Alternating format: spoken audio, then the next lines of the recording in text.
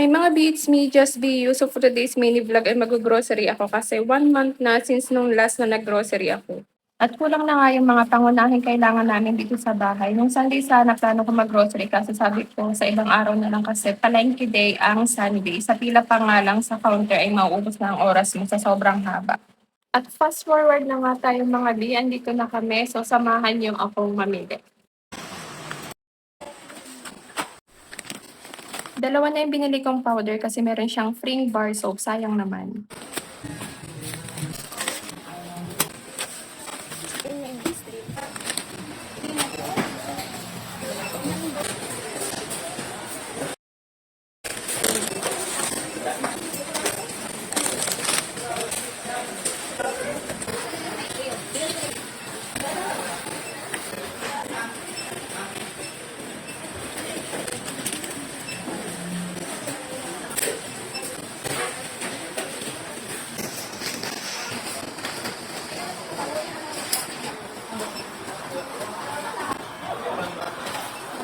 At ito nga at magbabayad na ako. Ganun lang ako mag-grocery kung ano lang talaga ang kailangan at wala na ngang mga kung anik-anik pa yan at tight budget talaga.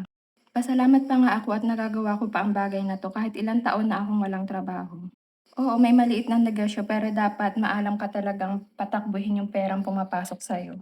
Kasi ang babuyan ay hindi naman araw-araw may income. Pasalamat ako at naisipan din naming mag-alaga ng paitloging manok per RTL. At doon nga ay everyday may income. Nako, ang dami ko na naman sinasabi.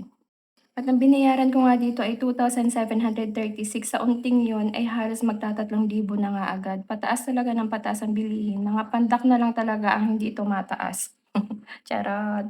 At ayan, pauwi na ako. Kailangan bago mag 4 PM ay makauwi na ako kasi magre-ready pa ako ng may meriendahin ng mga magdadasal sa bahay. Kasi ako yung naka-schedule ngayon sa barangay namin na dadalhin sa bahay namin si Mama Mary. Binabahay-bahay kasi yun. Basta mga Katolikong katulad ko lang din yung makakaintindi sa sinasabi ko. So ayan, bumili na ako dito ng tinapay. Ipapakita ko sa inyo kung gaano kaganda ang Bicolandia. Ito nga pala ay sa Sipukot. Yung pinaka-sentro namin. So bali, laki na nang na-improve ng Sipukot. Sa mga oras na 'to ay hindi pa traffic kasi nga maaga pa, nasa school pa at nasa trabaho pa yung mga iba. Pero mga bandang 5 PM dito ay busy na din.